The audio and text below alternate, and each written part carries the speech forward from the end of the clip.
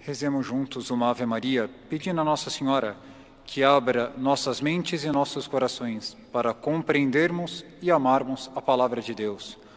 Ave Maria, cheia de graça, o Senhor é convosco. Bendita sois vós entre as mulheres, e bendito é o fruto do vosso ventre, Jesus. Santa Maria, Mãe de Deus, rogai por nós, pecadores, agora e na hora de nossa morte. Amém. Querem estar sentados por alguns instantes.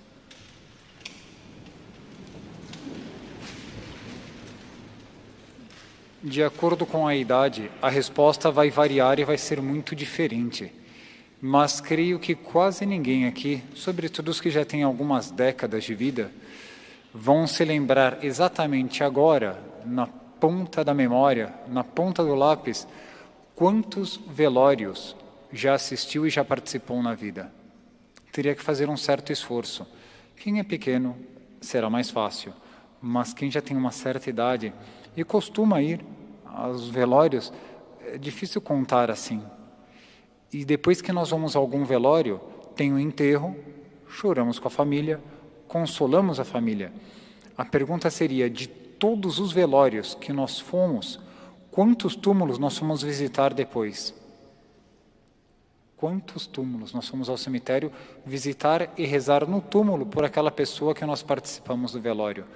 E nós vamos vendo que o número vai diminuindo. No velório eu até vou, quando dá, mas já no cemitério é muito mais difícil. E hoje nosso Senhor Jesus Cristo, ele foi visitar um amigo dele, chamado Lázaro, já no túmulo, o próprio Jesus Cristo. E naquela época era diferente de hoje. A pessoa tinha que ser enterrada pelo procedimento da época, já no mesmo dia, para evitar certo constrangimento, até por causa do odor. E foi o que aconteceu com Lázaro. Foi enterrado no mesmo dia. E no costume da época, nos 3 primeiros dias, quem era familiar, além de chorar, tinha que chorar. Além de chorar, tinha que fazer jejum. Era o costume.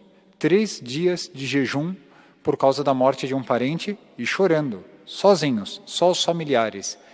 Depois dos 3 dias, vinham outros 4 dias que era o comum receber a visita de parentes ou de outros amigos. Só que quando eram os amigos, nesses 4 dias, os amigos não podiam falar nenhuma palavra. Era uma visita silenciosa. Às vezes ficavam 2, 3 dias em casa, só que não dirigiam uma palavra sequer. Era o costume da época. E Lázaro fazia parte desta época. E era isso que aconteceu com Lázaro. As pessoas que estavam ao redor, chorando com as irmãs Maria e Marta, eles ficavam em silêncio, choravam até juntos, mas em silêncio. E no túmulo de Lázaro, em vez de estar numa rocha e na horizontal, ele foi posto na vertical. Existe até hoje, em Jerusalém, em Betânia, o túmulo onde Lázaro esteve. E ele foi posto na vertical, todo enfaixado, foi posto de pé. Era o costume da época. Agora nós vamos analisar isto sim que nos interessa para este sermão, não só algo histórico, mas algo espiritual e que vai nos ajudar no dia de hoje. Por quê? Nosso Senhor Jesus Cristo, ele trata os seus amigos de uma tal forma que parece que ele não gosta de nós. Todos aqui são amigos de Nosso Senhor, pela graça de Deus. Se não fossem amigos de Nosso Senhor, não estariam sentados numa basílica assistindo uma missa. Todos são amigos de Nosso Senhor. Mas, às vezes, dá a impressão que Nosso Senhor não sabe cultivar as suas amizades. Por quê? Vejam só o que aconteceu no Evangelho. Ele, de repente, recebe a visita de um mensageiro que veio a pedido de Marta e Maria. Esse mensageiro demorava 1 dia para chegar até onde Nosso Senhor estava, caminhando. Não tinha automóvel na época, então tinha que ser a pé. E para chegar até lá, 1 dia caminhando. Tinha que ir dormir no local e voltar no dia seguinte. Então, qualquer mensagem aonde Nosso Senhor estava, desde Betânia, demorava 2 dias. 1 de ida, outro de volta. Até aqui não há problema nenhum. Ele recebeu um mensageiro e na mensagem vem: Senhor, corre porque aquele que amas está doente. Porque se Nosso Senhor chega a tempo, ele curou tanta gente que o amigo dele, ele vai curar. Isso é certo. E o Nosso Senhor diz para o mensageiro: pode avisar Marta e Maria que não se preocupe, essa doença não leva à morte. Bom, é um consolo. Quando o mensageiro chegou lá, ele tinha que dar o recado. Só que o recado encontrou Lázaro morto.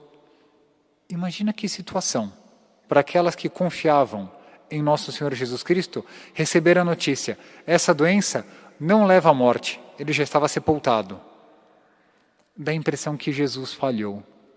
A impressão humana é que Jesus Cristo falhou, ele errou. Ele, o homem-Deus que sabe tudo, errou, porque morreu. Mas essa doença não leva à morte, está enterrado, está morto, já está no túmulo. Assim Deus faz com as pessoas com as quais Ele tem um contato muito especial.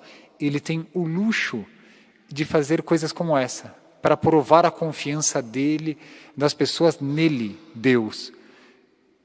Nós pedimos alguma coisa, parece que o nosso Senhor vai atender. De repente, vem todo o desmentido do nosso pedido e da nossa oração. Parabéns, são amigos de Deus. Isso indica que quando Deus atender as nossas orações, Deus vai fazer mais do que nós estamos esperando. É normal, Deus atua assim, porque Deus ele não faz cálculos humanos. Deus, na hora de nos atender, faz cálculos divinos e a nossa cabeça não alcança. Então nós temos que ter um pensamento muito mais voltado para Deus do que para o humano. Se quisermos rezar a Deus, não tratem Deus como se fosse um puro ser humano.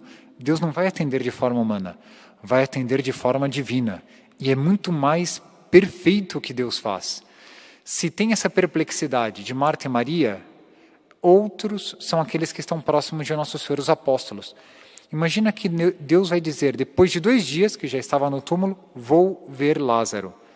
Aí não precisa ir, porque o Senhor está jurado de morte na Judéia. Outra perplexidade. Dá a impressão que o Nosso Senhor não sabe que ele está jurado de morte e que ele corre risco de vida. Percebem como todos têm muita aflição? Quanto mais próximo se está de Jesus Cristo, mais aflição passa. Essa é a vida dos santos. Porque Deus exige mais confiança nele. Por um amigo, eu posso exigir até aquilo que ele não entende. Deus, a quem é amigo dele, Deus exige aquilo que não se entende. E dá a impressão que Nosso Senhor está errando com Marta e Maria, e depois Nosso Senhor está errando com os apóstolos, São Pedro, São João, São Tiago, etc. E eles vão dizer, Senhor, cure à distância. Ele consegue, já curou o servo do centurião à distância. Deus pode, porque se ele está dormindo, quem dorme, na medicina da época, quem dormia é porque está se recuperando bem, porque quem está doente não consegue conciliar o sono. Então quem dormia é porque estava bom. Então não precisa ir até lá. E Nosso Senhor diz, eu vou. Então deixa perplexo Marta e Maria e deixam perplexos também os apóstolos. Por fim, Nosso Senhor vai. E nessa ida de Nosso Senhor Jesus Cristo, ele vai se encontrar do lado de fora do povoado de Betânia, que ficava a 3 quilômetros de Jerusalém, como o próprio Evangelho vai nos dizer. Ele vai se encontrar do lado de fora. E a primeira a se dar conta que Nosso Senhor estava lá era Marta. E Marta não queria falar para Maria, porque Maria era diferente. Maria não era tão silenciosa.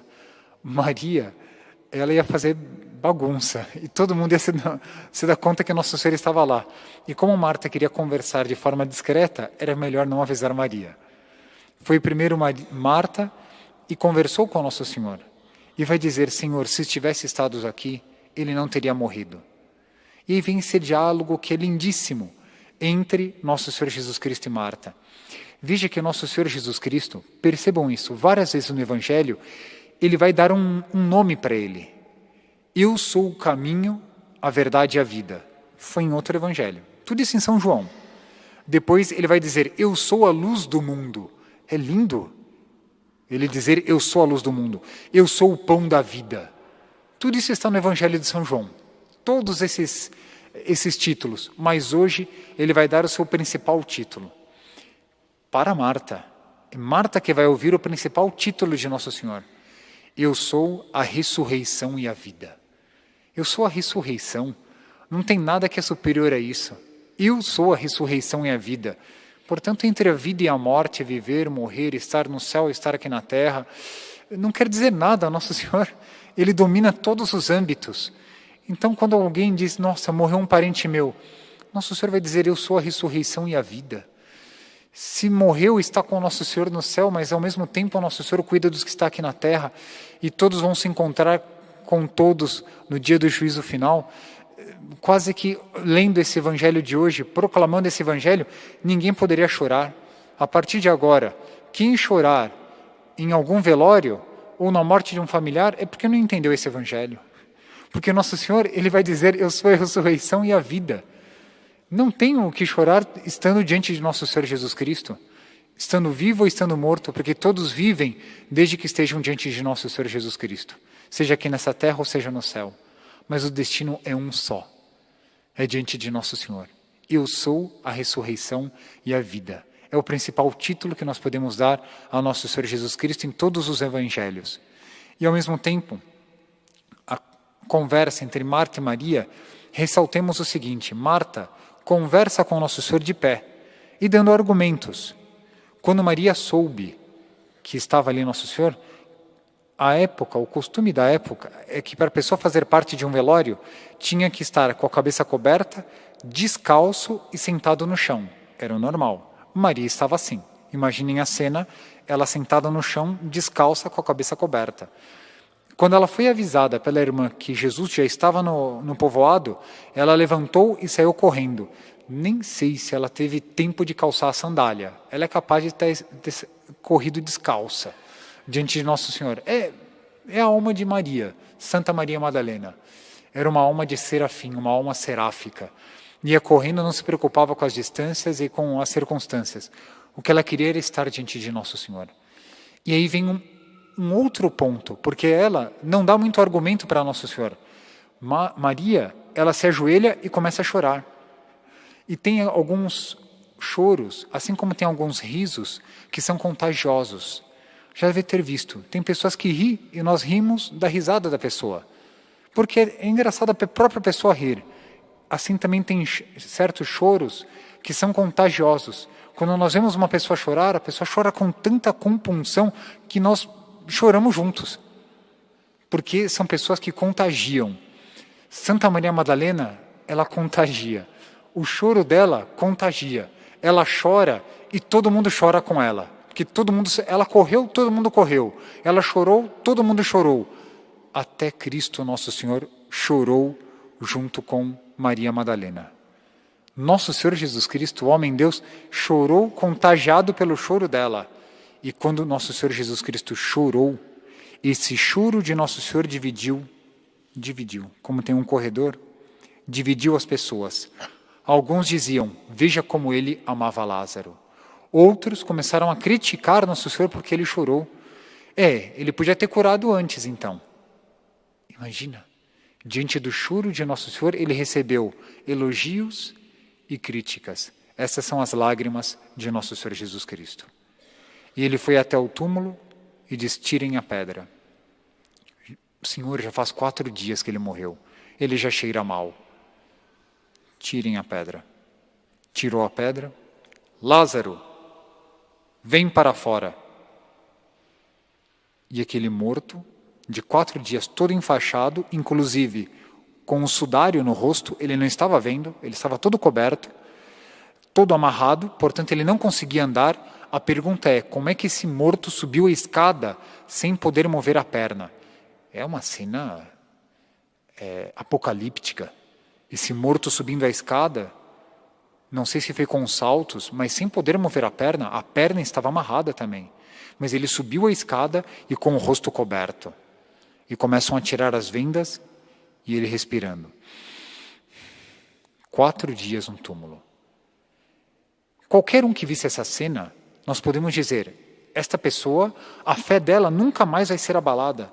Absolutamente nunca mais vai ser abalada. Porque ver um morto ressuscitar depois de 4 dias, esse homem só pode ser homem-Deus, é Jesus Cristo. O que vai dizer o Evangelho é que muitos, graças a Deus, acreditaram em Nosso Senhor. Não quer dizer que todos acreditaram. Quando se diz que foram muitos, alguns não acreditaram. E a continuação desse evangelho, que nós não temos hoje aqui contemplado na liturgia, basta ler os versículos seguintes, que vai estar dito que esses alguns correram para o Sinédrio para caluniar nosso Senhor Jesus Cristo. E o Sinédrio, com base na narrativa da ressurreição de Lázaro, chegou à conclusão de que nosso Senhor Jesus Cristo precisava ser morto. É inacreditável que a partir de um milagre tão estupendo, tirar alguém da morte e trazer a vida, alguns chegam à conclusão de que ele é o homem-deus. Outros chegam à conclusão de que é preciso matá-lo. É inacreditável isso. Pois bem, esse processo que se passou com Nosso Senhor, entre alguns acreditar e outros odiar, isso vai acontecendo com a Igreja ao longo de 2000 anos. Porque cada um de nós que ama a Nosso Senhor Jesus Cristo é um cristão, foi batizado, tornou-se um cristão, um outro Cristo. E por isso, as reações que tem diante de nós, quando nós somos bons cristãos, praticantes, portanto, católicos praticantes, as reações vão ser muito similares ao que se passou com o nosso Senhor Jesus Cristo. Quando nós tomamos uma boa atitude, rezamos o nosso terço, fazemos o sinal da cruz diante de uma igreja, proclamamos a nossa fé dentro daquilo que nos cabe, alguns enquanto sacerdotes, diáconos, batizados, enquanto casados ou solteiros, cada um praticando a sua fé, mas de forma boa, íntegra, vai atrair a mesma reação. Alguns vão admirá-los, os bons católicos vão ser admirados. Outros, não tenham ilusão, vão odiar, como aconteceu com o nosso Senhor Jesus Cristo.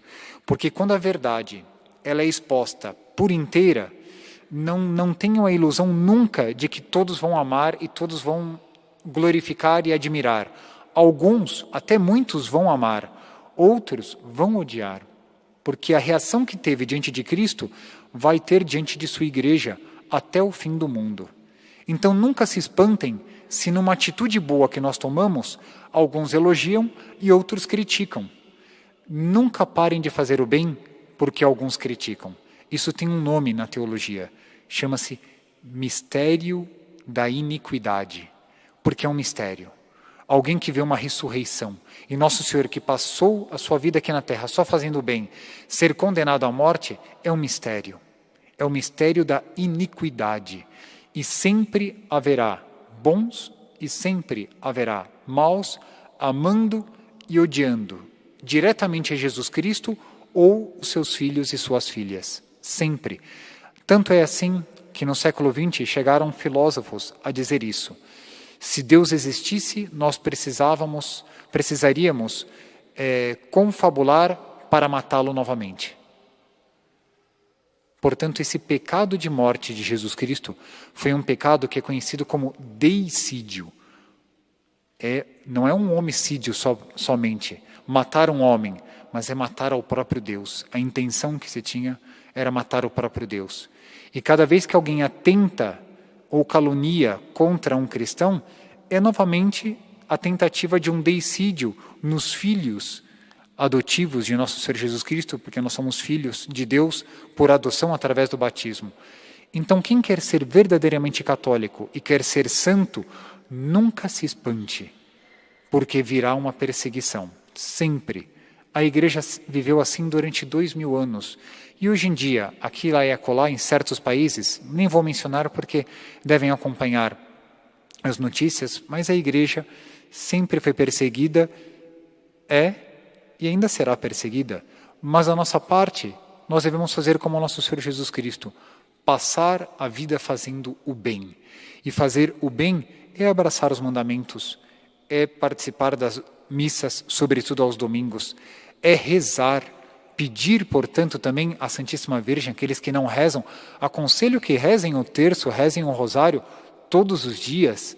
Aqueles que ainda não se consagraram a Nossa Senhora, como escravos de amor, que se consagrem a Nossa Senhora, coloquem-se sob a proteção de Nossa Senhora, porque o primeiro milagre que Nosso Senhor fez foi as bodas de Caná, foi a pedido de Maria Santíssima. Fazei o que Ele vos disser. O último milagre de Nosso Senhor público foi a ressurreição de Lázaro, também foi a pedido de uma Maria, Maria Madalena, pelas lágrimas de Maria Madalena.